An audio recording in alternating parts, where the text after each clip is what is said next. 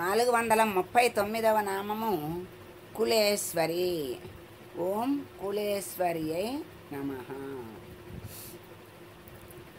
మూలాధారం నుంచి ఆజ్ఞాచక్రం వరకు కూడా ఏమంటారంటే కులము అంటారు.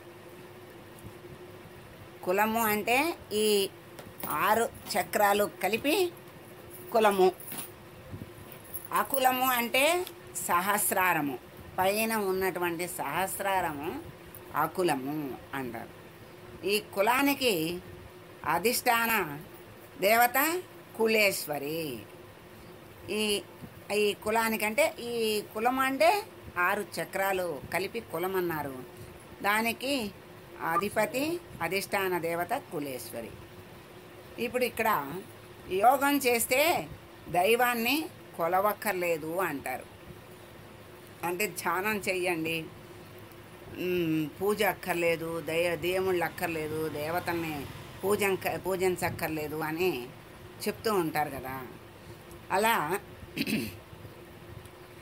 దైవాన్ని పూజించకపోతే, దైవాన్ని ధ్యానించకపోతే అసలు దైవానుగ్రహం ఎలా వస్తుంది? రాదు. అలాగే పూజలో మనం ప్రాణాయామం చేస్తాం, అది ధ్యానమే, యోగమే. మరి పూజలో చేసే ప్రాణాయామం యోగమే కదా. మరి ఆ యోగంలో షట్చక్రాలని ఆరాధన చెయ్యాలి, కుండలిని జాగృతం చెయ్యాలి, మరి కుండలిని పైకి తీసుకురావాలి అంటారు కదా. మరి షట్చక్రాల్లో ఉన్నది దేవతలే, ఆ కుండలిని దేవతే. మరి ఇవన్నీ దేవతలు కాదా? ఇవన్నీ ఆరాధన కాదా?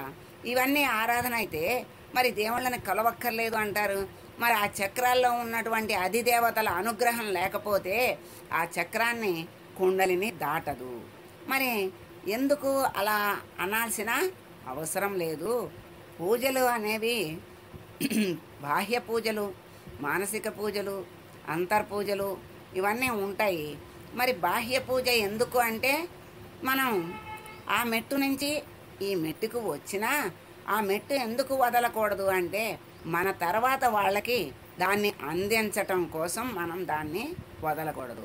మనము నిచ్చెన ఎక్కామని చెప్పి నిచ్చెన్ని తీసేస్తే తర్వాత వాళ్ళు రాగలుగుతారా? లేకపోతే 2 మెట్లు ఎక్కాం కదా అని ఆ 2 మెట్లను నరికించేసామనుకోండి, వస్తారా తర్వాత వాళ్ళు? రాలేరు కదా. మనకు అక్కర్లేదని తీసేస్తామా? తీయం కదా. అలాగే